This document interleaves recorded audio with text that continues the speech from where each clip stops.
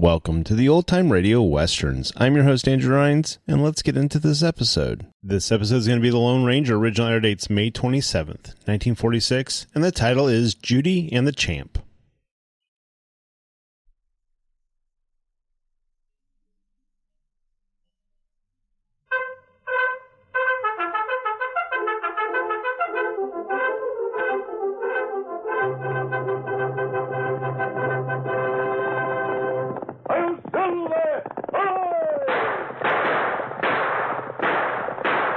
Fiery horse with a speed of light, a cloud of dust, and a hearty hi-yo silver, the Lone Ranger.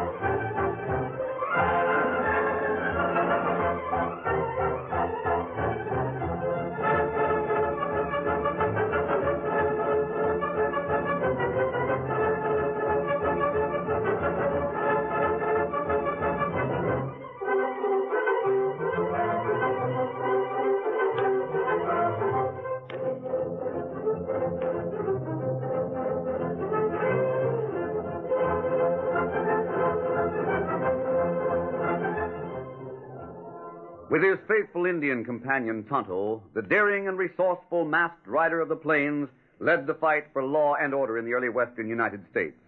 Nowhere in the pages of history can one find a greater champion of justice. Return with us now to those thrilling days of yesteryear. From out of the past come the thundering hoofbeats of the great horse Silver. The Lone Ranger rides again. Come on, Silver! Let's go, big fellow! I'm Silver!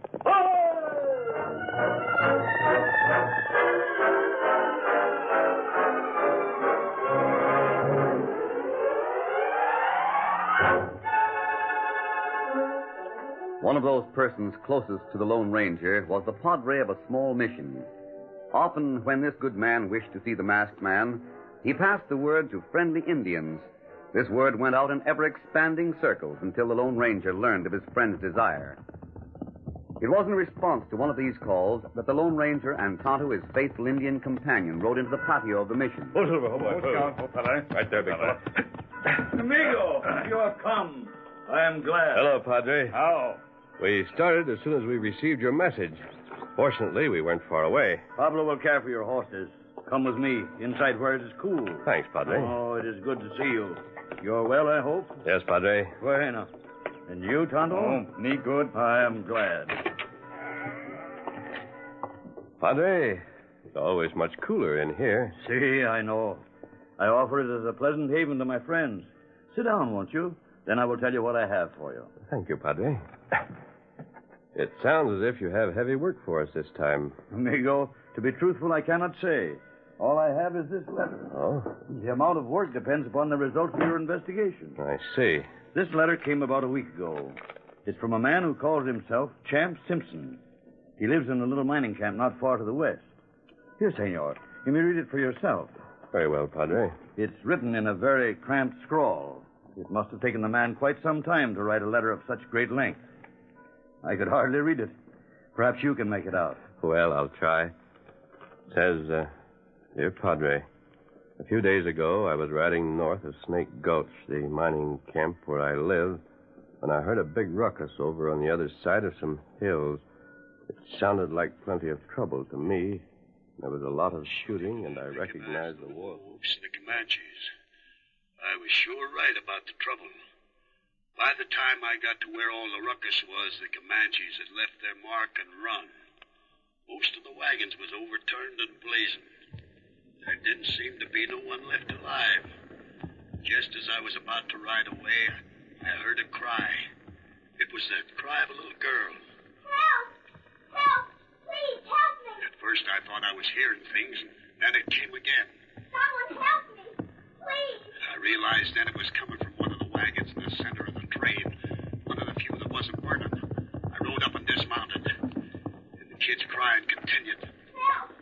Help me, someone! I hurried through the overturned wagon and saw that the cries was coming from under a box of equipment in the far corner. I pulled the box away, and there, all wrapped in blankets, was the sweetest little 10-year-old girl you ever did see. She had big blue eyes and pigtails and was just plain scared to death. Gee. Thanks, mister. I guess you saved my life. Oh, it ain't nothing. Here, let me help you out of here. Thank you. You know, if I hadn't heard you crying, I'd have missed you. Well, I'm glad you... Say, I don't remember you. What's your name? My name's Champ. Champ? Yeah, that's right. Champ Simpson. My name's Judy Higgins. Judy, huh? Golly, that's a nice name. I don't know why my mother named me Judy, but... Say, Champ, Huh? where is my mother and my daddy? Well, Judy, Where are they, Champ? Well, now I just remembered. The Indians caught us. My mother saw them coming. She hid me in those blankets where I'd be safe. Yeah, I know. But where is she now, Champ? And where are our horses? Well, I'll have to give it to you straight, kid. You're the only one left alive out of the whole train. You mean my mother and daddy? There, now, Judy, don't cry like that. Don't cry. Old Champ will take care of you. Oh, Champ. You're so nice, but you're not my mother.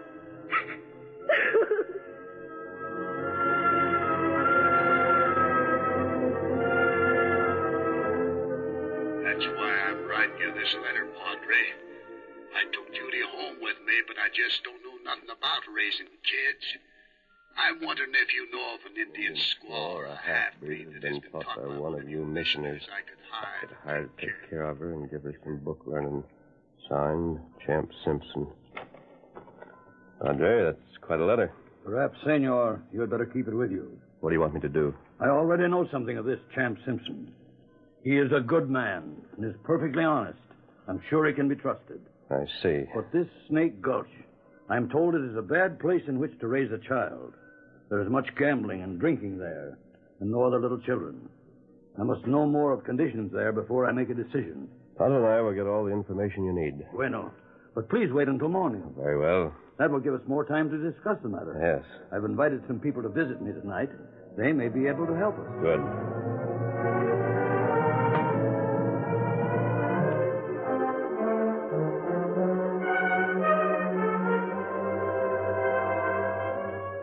Meanwhile, back in Snake Gulch, two crooks were huddled in a remote corner of the community's only cafe. They were Steve Hudson and Jude Calloway, his partner. Dude, I just found out there's a load of dust going out of here tonight on a special midnight stage that'll make you and me rich. If we can knock off that load, we'll never have to work again. Now you're talking. You got a plan? Certainly I have. But we gotta be mighty careful. This is a special shipment, and most of the prospectors will have dust on it. We'll have to establish a mighty good alibi. Dude, we've got to think of some hombre that won't have an alibi. Then work it so everyone will suspect him. We'll stick around town till he's convicted and take our gold and vamoose. Who you gonna pin it on? Champ Simpson. Steve, you're picking a pretty tough hombre there. Champ Simpson's feared by every man in Snake Gulch. You can't... Don't forget, dude, right now old Champ ain't any too popular with the other miners. Oh, you mean because he's insisting on keeping that little girl, Judy, here in Snake Gulch? That's right. They all want him to get rid of the kid.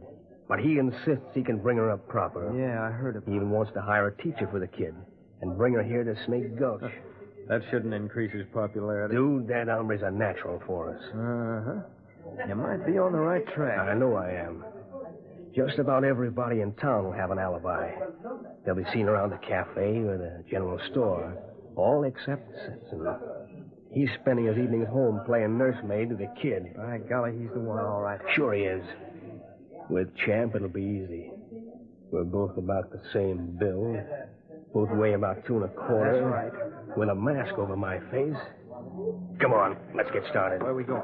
Dude, we're going out to Champ's place to get some very incriminating evidence. A short while later, Steve and Dude arrived at Champ Simpson's. There was no light in the house. He and Judy, the little girl whom he befriended, were fast asleep. The two men climbed through an open window. Quiet. Be quiet now. We can't have anything go wrong. What you looking for, anyway? I need something that belongs to Champ that'll fit. Look. Look here. What is it? His hat. Right here on the table. Yeah? Let's see. This hat ought to fit me. Yep. It's just right. Is that all you need? That's all. Come on, then. Let's get out of here and stop that stage. Loaded with gold, the midnight stage pulled out of Snake Gulch on a special run to the bank in San Bernardino. A few miles out of the gulch lay a narrow pass, a dangerous point where the stage had to slow down in order to get through. It was at this pass where Steve and Dude lay waiting. The stage should be coming along any minute now, Steve. We're set for it. Are you sure the hat will be enough? Sure it will.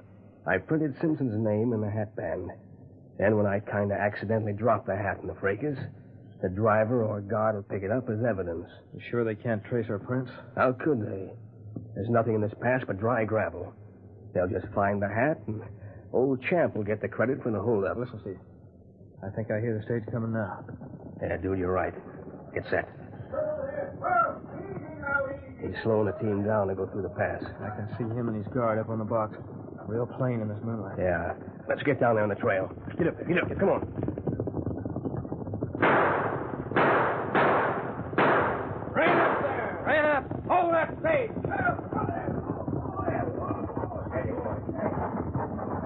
Hold up, Ed. That's right. You catch on fast. Now hand down that gold and we can both be on our way. Make it fast. Not while I'm guarding this stage. Watch him. Watch that guard. You killed him! You killed my guard! You'll pay. Shut up and hand down that gold before you get the same. All right, but I'm warning you. It's going to go hard with you. Never mind the loose talk. There's the gold. Fine. I'll throw down your guns. Don't forget the guard's rifle. Oh, I'll just get down and take those guns. Hey, look. You dropped your hat. Let it go. You know? We got the gold. Let's vamoose. Come on. Get up there. I got a feeling the sheriff back at Snake Gulch is going to be powerful interested in this hat.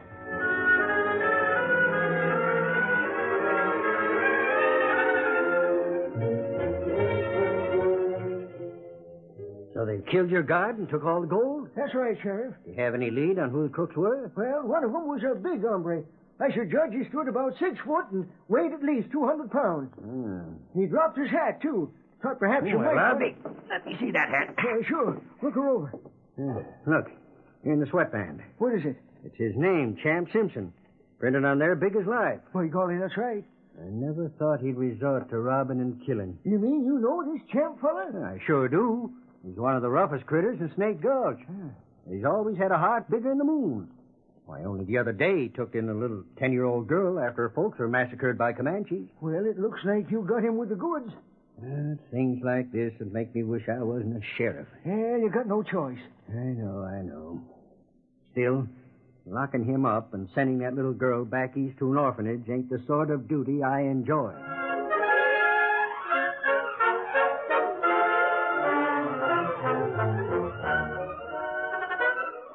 The curtain falls on the first act of our Lone Ranger story.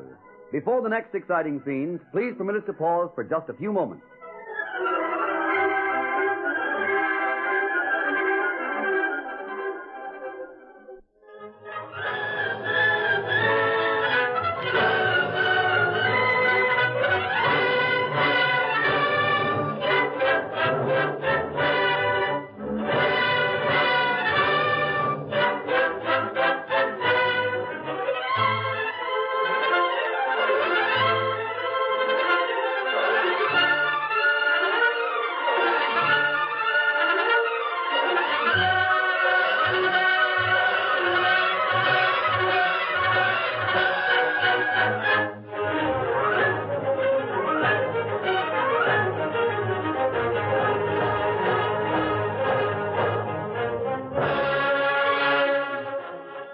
Now to continue our story. Although it was a hard duty to perform, the sheriff of Snake Gulch arrested Champ Simpson for robbery and murder. Judy also was taken into custody while arrangements could be made to send her to an orphanage in the east. Arriving in town the following morning, the Lone Ranger and Tonto learned of the events of the night before. Tonto, it's hard to believe Champ is a criminal after what the Padre said. Him say Champ honest man. There's something strange going on. I must talk with Champ. Him locked in jail cell. Yes, I know. I'm going there to see him. What me do? I'll meet you later on the edge of town.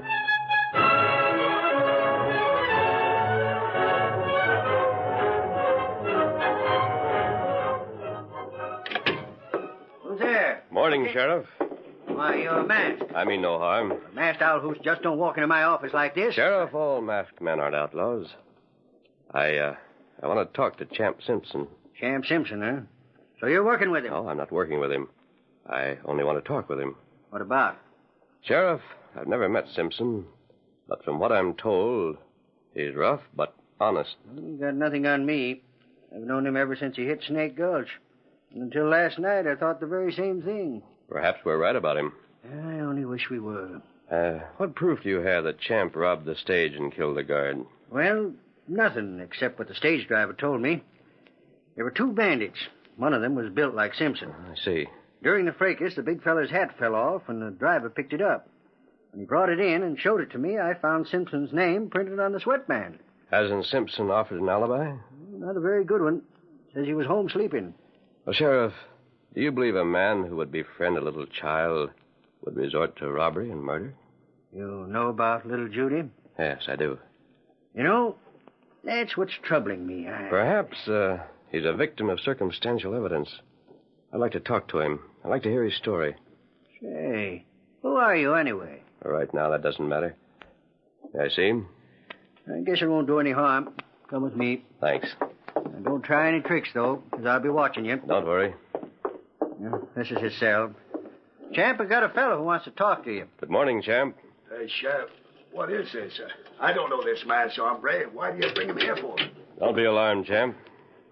What, that mask? I'm a friend. When you want out, just call me. Thanks, Sheriff. I won't be long. Hey, now, what's this all about? Ain't I got enough trouble without you coming into my cell to pester me? Champ, the Padre sent me. The Padre? Yes. Perhaps I can help you. Well, what can I say? All the evidence is against me. Most of the miners was mad at me anyway for trying to keep the little girl and give her some schooling. Now they think I tried to hijack the gold. Yes, I know all that. But so far, all the evidence against you is based on the fact that someone answering your description left your hat behind with your name in it. You know, that's the funny part of it. I've been trying to tell them, but I don't talk so good. I mean, it's hard for me to explain things. You see, I never had no book learning. What are you trying to say, Champ? Well, sir, I know doggone well I put my hat on the living room table before I went upstairs to bed. I know it just as sure as I'm standing here.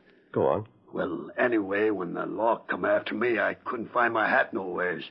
I see. And then the sheriff told me about the driver finding it and his seeing my name on the band. But there's a catch in that, too. What do you mean? I never put my name in my hat. You didn't? Shucks, no. Why, I can hardly put my name on a piece of paper. Oh. It gives me an idea. There's a pencil and a piece of paper. Print your name for me. Use your full name, Champ Simpson. Well, it seems kind of crazy, but I'll do it. Let's see now. C-H-A-M-P.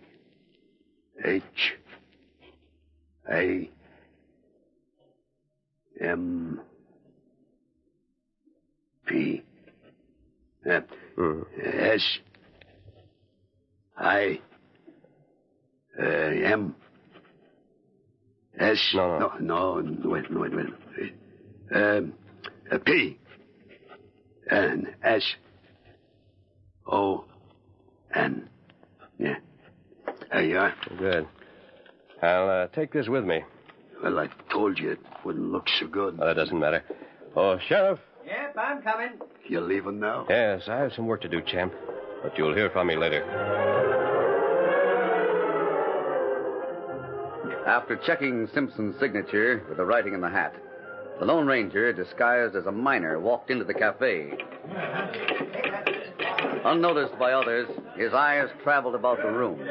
No one escaped his careful gaze. He was looking for a man about 6 feet tall and weighing about 225 pounds. A man resembling Champ Simpson. Suddenly, his studied gaze stopped. In one corner, 2 men were huddled together. One answered the description. Pulling a pencil and an official-looking letter from his pocket, the Lone Ranger went into action. Across the cafe, the 2 men continued their conversation. Well, Steve, it looks like everything's going along like we planned. Yeah. Champ is so dumb he won't be able to figure anything out. He'll just sit in that jail until they take him out to hang. That's about it. Hey, Steve, look. What's wrong? That big, tall hombre over in the middle of the cafe. I see him. The crowd gathered around him. Wonder what he's up to. I don't know. He seems to have a paper of some kind there. And everybody seems to be signing it. Come on, dude. What's he going to do? We're going over and see what's going on. Thanks, mister. Well, who's next? Pardon me, stranger. Yes? What is it? What you got there? This is a letter addressed to the governor demanding fast justice in the Champ Simpson case. We're all signing it. I see. It seems that the sheriff hates to believe Champ's guilty. So I've heard. By calling the matter to the governor's attention, we'll assure a fair trial. By golly, I'm for that. Let me put my John Henry down there. Certainly. And my friend here'll sign, too. Won't you do it? Sure I will. I'll see. Where do I sign? Right here. Print, if you please. It's easier to read that way. Very well. There you are. Thanks. You've been a great help.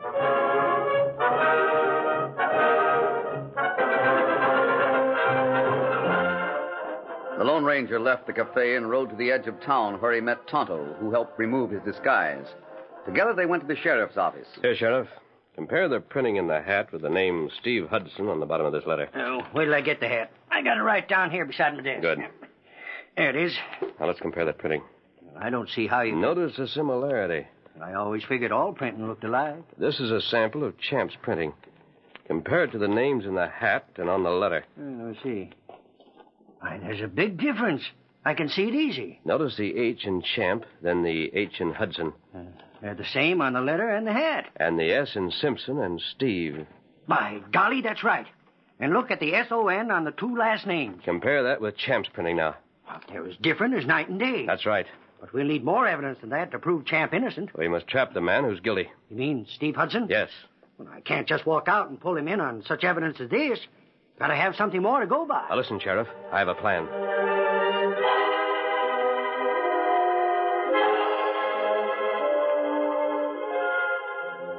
Nearly 2 hours later, Steve Hudson and Dude Calloway returned to their room in the town's hotel. They were well satisfied with what they had witnessed at the cafe. Well, Steve, looks like it's about all over but the shop. Sure. The miners are getting so aroused about the robbery, Champ will be lucky if they don't storm the jail and lynch him. The tall critter with the letter of the governor was playing right into our heads. He sure was. Looks like we can rest... Steve, look. Now, what's wrong with you? Look, Steve. There in the middle of the bed. Look at it. Jumping Jupiter. It's that hat we stole from Champ's place last night and used to frame him with. How'd it get here? How did that hat I don't get know. here? Last I heard, the driver gave it to the sheriff. Steve, someone's wise to it. We got a vamoose. Right. Is the gold still in the saddlebags? Sure. All the loot's right here in the closet. Get it out of there. We got to clear out pronto. Are we going to pack? No time for that. We'll haul the bags down the back stairs, get our horses, and head for the border. All right, Steve. I'll get the gold right now. You won't need that gold. Stand where you are. Steve, it's a masked man. Masked man, eh? And he's got the sheriff with him. That's right. And a redskin. Sheriff, have you heard enough? You bet your life I have. I'll just tie these 2 up. No, you don't. I'll show you. By golly, I call that mighty good shooting. Tonto, help the sheriff tie these 2 up. Me fix 'em. Sheriff, your next move is to free Champ.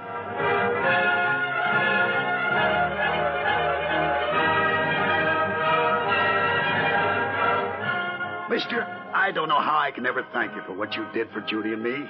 I was pretty worried when they put Uncle Champ in jail and were trying to send me to an orphanage. Champ, what are your plans for Judy? Well, sir, I'm kind of troubled about that.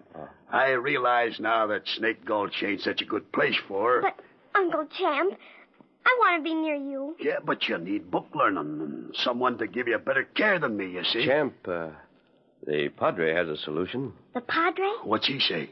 There's a couple living not far from here who are childless. They'd give Judy a wonderful home and the education you want her to have. They'll come to see you tomorrow. But what about my Uncle Champ? Judy, they also need a good foreman. Now, if Champ were to take the job, you could see him every day. By golly, I only wish I was smart enough to be able to tell you how much I appreciate what you've done. Just take good care of Judy, Champ. Adios. Yeah, adios. Oh, Champ, he's such a nice man. Yeah. Take a good look at him, Judy. He's a man to remember. A man to remember? He spends all his time seeing that other folks get a square deal. He's known as the Lone Ranger. The Lone Ranger. I'll never forget him, Uncle Champ.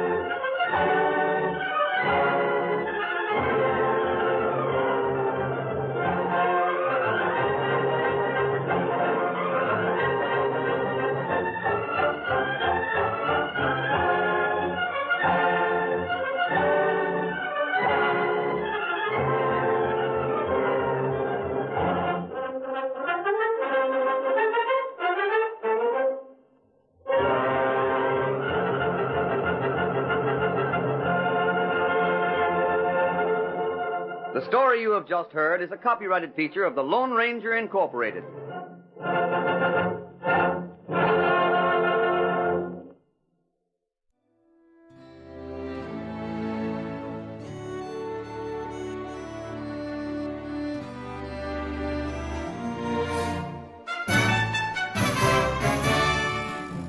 This has been a presentation of OTRWesterns.com, and we hope you enjoyed.